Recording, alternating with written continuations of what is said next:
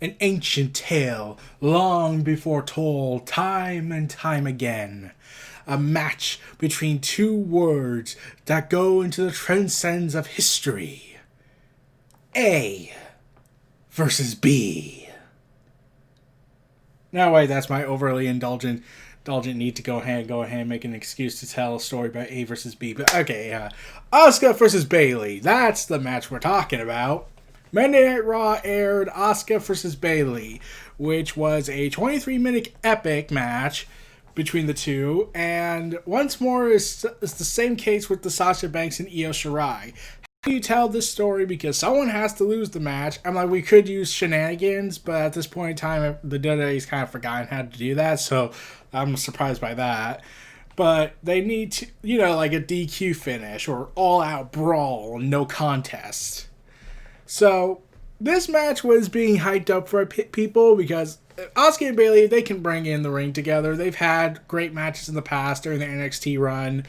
And now Bayley has gone through this metamorphosis of a heel, which, okay, here's the thing that bugs me the most about this heel turn. It's good. It's really good. It's just, imagine had WWE given the effort to Bayley when she was a face, when she was the lovable, huggable character. Imagine if she was at an all-time high with cheers and adoration from fans and everything because they love the Bayley character, the hugger. Then imagine she turned heel. It would be the most tragic moment for fans next to the idea of Cena turning heel, because there's this huggable character that you just love hanging out with, and then she turns heel all of a sudden and breaks the hearts of fans everywhere. Imagine if Izzy was on the show. Imagine if Izzy was on the show and had to watch her childhood hero, her idol, turn to the dark side. When she's at an all-time high of face reactions and people and fans gathering to see her. But no, she floundered as a face on the main roster because F all logic. And now she's finally hitting her stride as a heel. And she could have been a much bigger heel star earlier had they went and kept the slugger gimmick when she attacked Sasha Banks. She probably would have been up there with Becky and Ronda Rousey in terms of how much popularity she was getting. Like, her attacking Sasha Banks was supposed to be her heel turn, but then when they realized, oh wait, we can't afford two top stars with Ronda Rousey and Bayley on Raw. I mean, like, that's ridiculous. Multiple stars? Pfft, forget that. So they went and did all this whole shenanigans things and buried them for a year. And now Bayley finally turns to the dark side. And while she's made the most of it and she's done great strides with it, I just felt like it should have been a much bigger deal than how we got it. Like, she changed her look, she changed her attitude, she got a new theme song, like all this effort being put in, and it's like the emotional weight could have been there had they done, invested in the face run she was in. But they didn't invest in it. In fact, they broke it the second she was called up. Originally, the plan was Bayley was requesting, I don't want to work immediately against the champion. I feel like I should earn it. Nope, you're earning the title shot now. And that's the sign when you knew, yeah, this is not going to work out anyways, is it?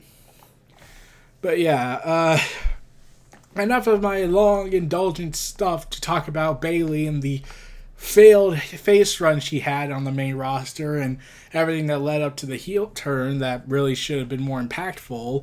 Instead of finally she's giving an edge, even though the Bayley character did have an edge in NXT, they just chipped it because that's cool and interesting. Now you got Asuka, the talented woman who was the undefeated machine, who's beat the Goldberg streak, who beat the Goldberg exaggerated streak, who toppled weeks upon weeks of some of the best wrestlers in WWE, some of the best female wrestlers in the world, and had awesome killer matches with Nikki Cross, Ember Moon, and everything. Like you get all these matches, all these quality entertainment they both given us, and then Asuka steps right in the ring with Charlotte, and it's all downhill from here. Then she was on the rise again after a pop from the crowd when Becky considered her for the title for the match against Ronda Rousey at Survivor Series because Vince McMahon was like, "ZOMG, fans actually like this woman. She's, foreign, and I hate the foreign people because I am Vincent Kennedy McMahon, and I still think this is 1940, where we could be more acceptable with that attitude of racial prejudice. Damn it!" So you really look at it from Asuka and Bayley. This is a tale. Like, imagine the story they could tell with this. Asuka and Bayley as two wrestlers who had all the build-up, all the respect, all the hype behind them, only to fail in the WWE's mindset because it's the WWE. Now imagine them colliding after all these years of high successes when they were at a peak in NXT, then falling apart on the main roster, only to come and be the big things going for WWE in the midst of this lockdown period. And now they're finally colliding. It's like, this is a match that should have been saved for pay-per-view, but it's on Raw. Well, either way, the crowd's not there, so it wouldn't really change the atmosphere, but still, it would at least made more money. So yeah, Asuka and Bayley, they're right now in the midst of a huge storyline. In fact, there's a lot of storylines surrounding Bayley, Asuka, Sasha Banks, and Kairi Sane. So the narrative is that Sasha Banks is challenging Asuka for the title at Extreme Rules. I refuse to give it its tagline because, for God's sakes, why? And Bayley is challenging defending her title against Nikki Cross, everyone's residential crazy nutcase. So you got this formula. And it's like, normally you would have so many subplots that it would collapse in on itself, so many plots going around at once when you start interconnecting them. That's the big problem that I had for Triple H and CM Punk, in my opinion. Like, I liked the match, guilty pleasure, but I agreed, like, yeah, it should have went the other way, or it had too many subplots where they were trying to shove so much story, like, okay, Miz, R-Truth, you have a storyline, go out there and interfere. John Laurinaitis, you're trying to conspire to take down Triple H, go out there and interfere. Referee corruption officials, go out there and interfere. Kevin Nash, you have a storyline with Triple H, go out and interfere. So, yeah. That was the big problem. And now you have a storyline where you have now not only Asuka versus Sasha Banks, you have Asuka, Kairi Sane, Io Shirai, Nikki Cross versus Bayley and Banks. Oh, and probably Alexa Bliss if they're teasing the end of their relationship with Nikki Cross and Alexa Bliss. But yeah, that's 5 to 6 people. That's 6 to 7 people, I think. So you have all these plot threads going on, and now they're converging into one. So far, Alexa Bliss hasn't really done much since Nikki Cross got her title opportunity. But now you got this added flavor of, oh, well, Io Shirai's now in the mix because Sasha Banks wants a piece of her. And now you have all this nonsense. So you're wondering, oh, how are they going to tell this story exactly? How are they going to tell this match? Like, they have all this stuff. They could pull the CM Punk Triple H card and just have random interferences in the midst of it. But no, they didn't. They had a 23-minute epic matchup. It was honestly of great quality. It's not like their NXT stuff, though that could be because the crowd is not there. Yes, I know there's a crowd. That's all I can really say, a crowd. It's not a genuine crowd, and considering the backstory surrounding that crowd is so messed up, with no testing until it was too late, no masks until it was too late, breaking social distancing rules until it was too late. I could go on and on about that.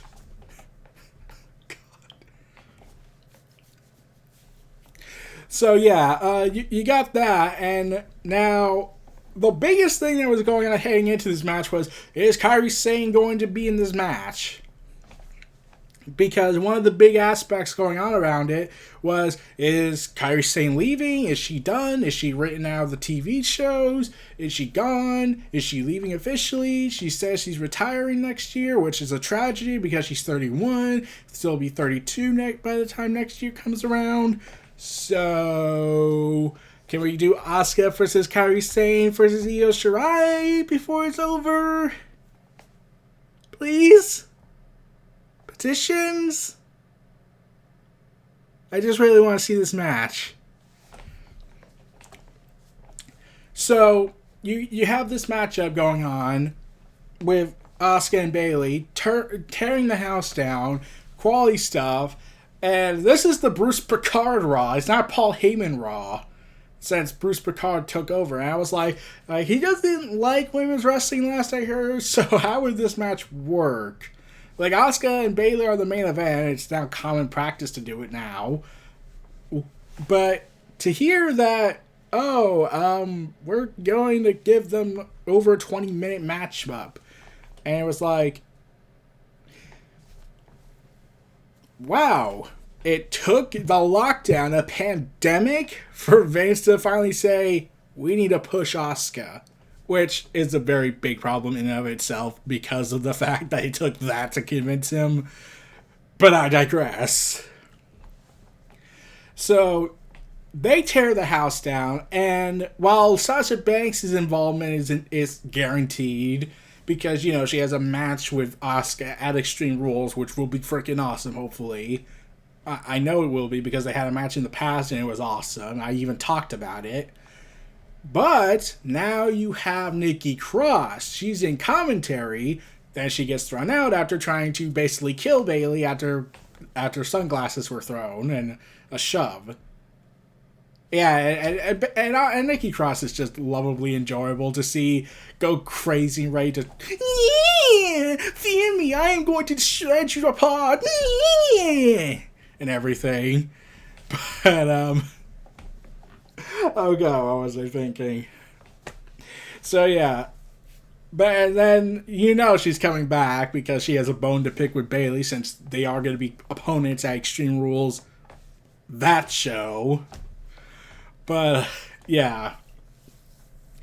So Nikki Cross gets involved at the end, breaking social distancing rules. And WWE will tell you they aren't breaking them.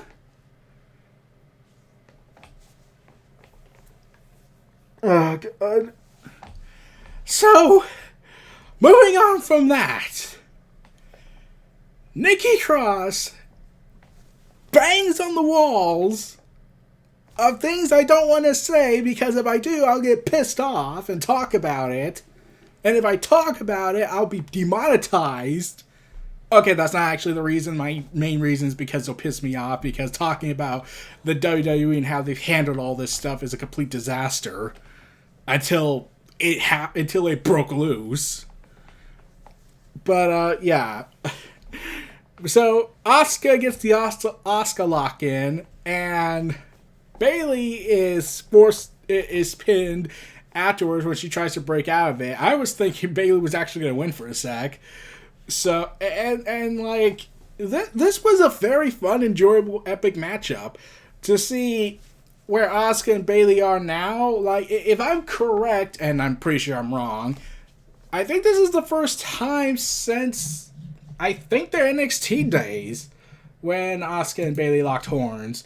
Let's take a look on cagematch.com or .org.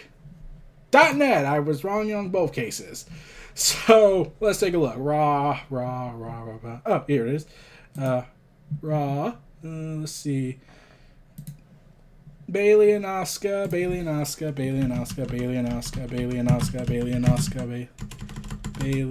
Asuka. But yeah, I was thinking, like, I don't think they fought a match against one another since that day, since the NXT era during Brooklyn. And if that is the case, it's certainly a way to get back to things. Like, I'll be honest, it would be interesting if that was indeed the case, because let's see. We're going to exclude tag team matches because that's to be given. Last time they had a match against each other was... I was wrong. It was 2018 on Monday Night Raw, episode 1289. Okay. Granted, it would have been more awesome if they didn't have a match until up to this point, because it would have made the emotions more resonant for me. Because Asuka and Bayley, they hadn't touched since NXT TakeOver. Imagine that they wouldn't have touched since NXT TakeOver Brooklyn. I can't remember which one. I think it was the first one. I could be wrong. But, in fact, let's just take a look. Let's see. Brooklyn 2. So imagine if they never locked horns ever again from that day. This match would be very special for fans, because you saw where Asuka and Bayley were in that time period. And you can still say that since 2018 they were the same characters. But if you added all the other extra years and then saw where they got to now, where Asuka, Bayley had to reinvent themselves, Bayley to the most extent, Asuka to a relatively minor extent, but ultimately had to turn heel and then turn back into a face because she was just getting that popular with the lockdown stuff. But you have this match. It's freaking awesome.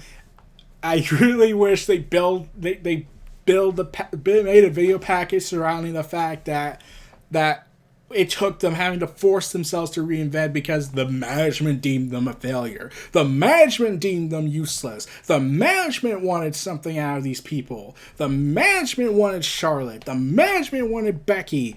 Even though that last part's not really true. They didn't want Becky at all, and then they were forced to had to be convinced by the fans and by demand that, they want Becky. Okay. Really would have been content with Charlotte, but you'll have your Becky.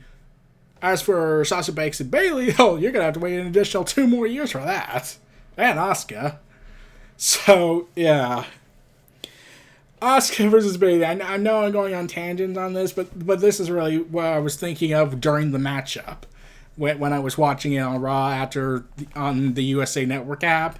So, yeah, Asuka and Bayley, like I said, they tore the house down in this epic matchup. It was fun. I really wish they had saved this more for a pay-per-view moment, because this really would have... Because if you added all that continuity more so, it would have really meant a lot for fans to see the failures of WWE be the main event, be the show stealer. Be the match that everyone knows it can be from their NXT days, but because it's WWE, fuck them.